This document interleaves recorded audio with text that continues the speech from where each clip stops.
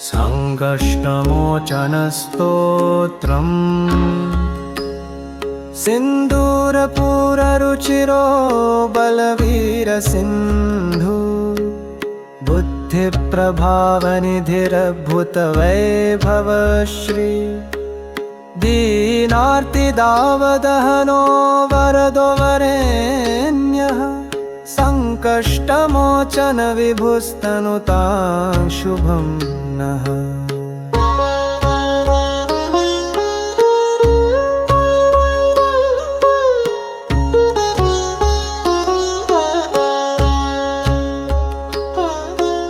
सोत्साहलङ्घितमहार्णवपौरुष श्री लङ्कापुरी प्रदहन प्रथितप्रभावः घोराहव प्रमथितारिचय प्रवीरः प्राभञ्जनिर्जयति मर्कटसार्वभौमः द्रोणाचलानयनवर्णितभव्यभूति श्रीरामलक्ष्मणसहायक चक्रवर्ती काशीस्थदक्षिणविराजितसौधमल्लः श्रीमारुतिर्विजयते भगवान् महेश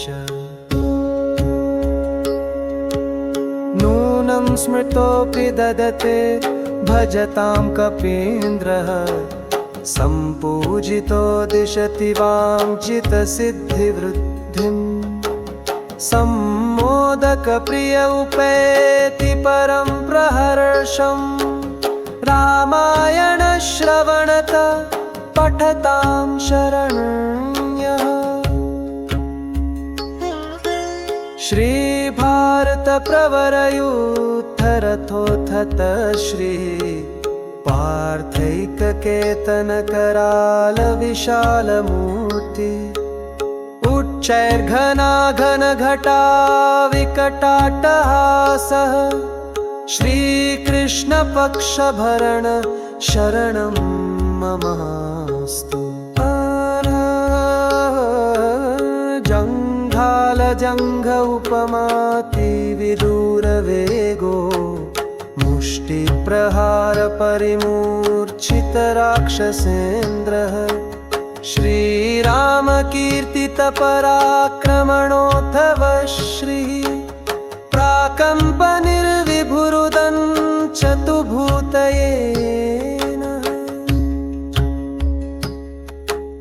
सीतार्तिदारणपटु प्रबलप्रतापी श्रीराघवेन्द्रपदिरम्भवरप्रसादः वर्णीश्वरः सविधिशिक्षितकालनेमिः पञ्चाननोपनयतां विपदोऽधिदेशम्।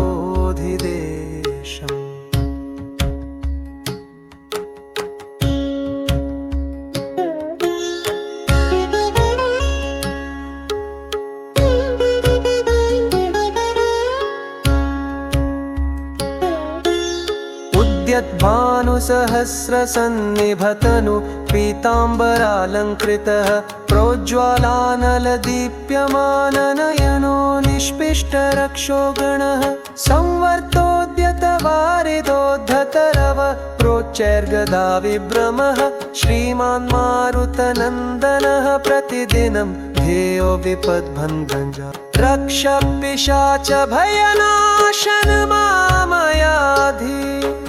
प्रोच्चैर्चरापहरणं हननं नृपूरुणां सम्पत्तिपुत्रकरणं विजयप्रदानं सङ्कष्टमोचन विभो स्तवनं वरा।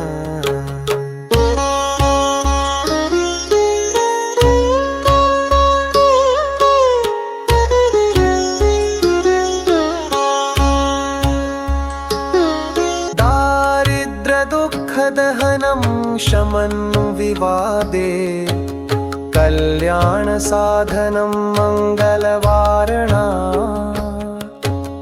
दाम्पत्यदीर्घसुख सर्वमनोरथा श्रीमारुतेस्तव शतावृत्तिरातनोति स्तोत्रं येतदनुवासरमाप्तकाम श्रीमारुतिं समनुचिन्त्य पठेत् सुधीरा तस्मै प्रसादसुमुखो वरवानरेन्द्रः साक्षात्कृतो भवति शाश्वतिकः सहायः